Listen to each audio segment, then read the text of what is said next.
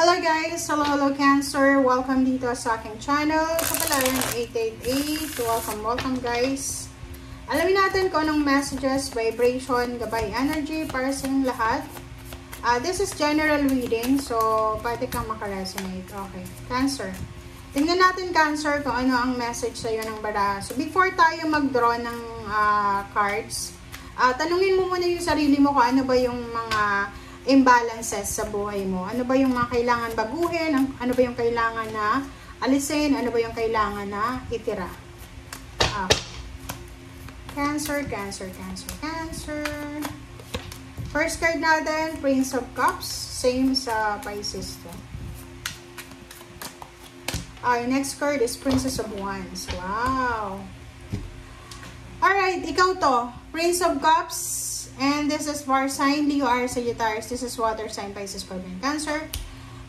Nakikita ko sa inyo, there's a relationship between fire sign and water sign. So, pwedeng ikaw yan and other fire sign, Leo, Aries, Sagittarius na magkakaroon kayo ng relationship intimate. Pwedeng magkakaroon kayo ng relationship intimate, boyfriend, girlfriend. May magli-live-in, may magpapakasal. Pero yung iba, it's either friendship or maybe there's a collaboration. Like, magtutulungan kayo. So, maybe there's a fire sign dito na Leo, Aries, Sagittarius na kailangan ng tulong. Natutulungan mo, it's either advice yung kailangan nila or ikaw kailangan mo ng tulong pinansyal, natutulungan ka nila. Alright. Okay, Cancer.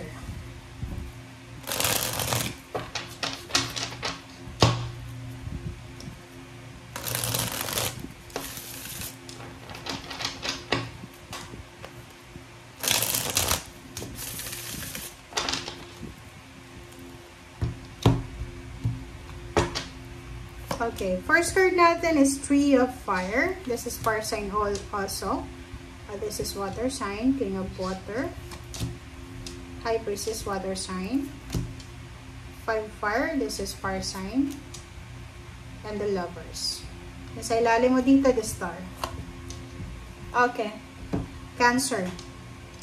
Tingnan natin kung ano yung message sa'yo. Wait lang. Kaya line lang natin. Okay. Three of Fire, King of Water, High Priestess, Five of Fire, the Lovers, and the Star. Okay. Meron ditong Cancer na marami siyang goals sa buhay. Marami kang vision, marami kang mga goals or plano sa buhay na naghihintay ka until now.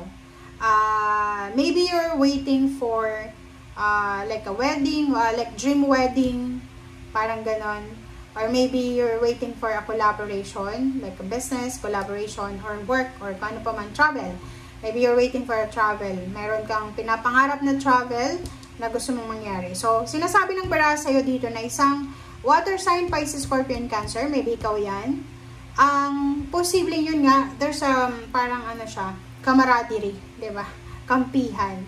So, dalawa to, fire sign and water sign na posibleng sila ay magkakaroon ng idea kung paano mag-business together, kung paano mag-travel together, parang ganun. And yung iba naman sa inyo dito, kung mayroon na water sign and fire sign na posibleng magko-collab, meron din na fire sign and Cancer na posibleng mag-aaway. So, mag-iingat ka. You need to be patient. Okay, you need to be patient. You need to understand. Kasi, you need to be compassionate. You need to understand. Kasi, kung ikaw ay Cancer, posibleng kung asawa mo yan, asawa mo yung fire sign, posibleng hindi kayo magkaunawaan because of money, because of trust issue. Parang ganun. Halimbawa, may hindi sinabi yung asawa mo or yung boyfriend or girlfriend mo sa'yo na pwedeng maging dahilan ng away or gulo. Okay. But, ang maganda dito, may the Star dito, number 8. So, sinasabi ng baraha na meron sa inyo na Cancer na marami kang plano sa buhay but you are willing to wait. Okay? You are willing to wait kung kailan ito matutupad. So, mayroon ditong Cancer na super inspired, super, anong tawag dito? Sobra-sobra yung faith niya sa sarili niya na kahit tumagal pa siya, tumagal pa yung pangarap na yan, alam niya sa sarili niya na matutupad yan. Wow!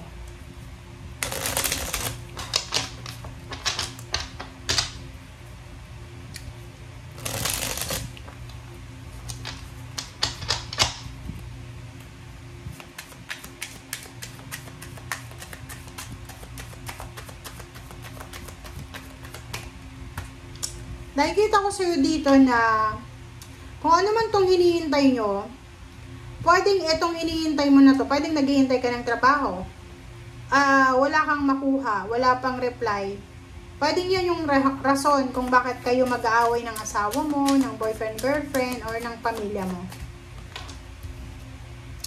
Okay, Three of Swords and Queen of Pentacles. So, nakikita ko sa'yo dito na posibleng yun, pwedeng yun, sabi ko na yung pera.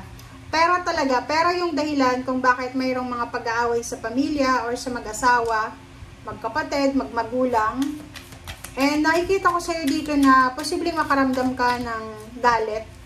Galit, sakit, hinanakit sa isang babae na mayaman. So parang etong Queen of Wheels na to, maybe ano siya, isang Earth signs, Virgo, Capricorn, or Taurus, or kung sino man siya na zodiac sign na posibleng nagagalit ka sa kanya is because you're suffering. Or maybe kapamilya mo siya, or maybe someone siya na pwede mong mahinga ng tulong pero hindi mo mahingan because maybe wala kang contact sa kanya. So, meron ditong galit na namumuo. Okay. And yung iba sa inyo dito talagang mayroon na relasyon na masisira or nasira or posibleng masira. Tingnan nyo.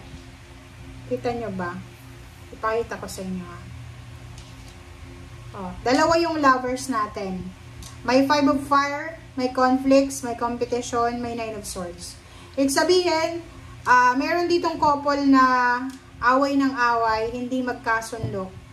Meron ditong couple na hindi makatulog because nag-iisip siya kung ano yung mga gagawin niya.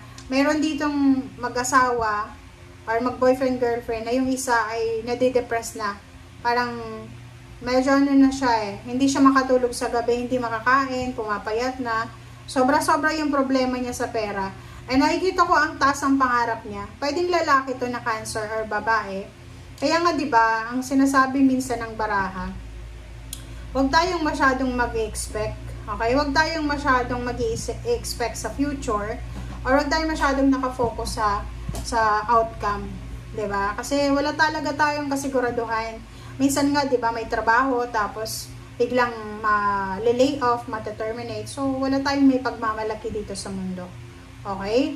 So, nakikita ko sa'yo dito, ang pangarap mo sa buhay is yumaman. Ang pangarap mo sa buhay ay makahawak ng limpak-limpak na salapi na hindi ka na mamumroblema talaga. Okay? So, thank you guys for watching and see you again, Cancer. Bye!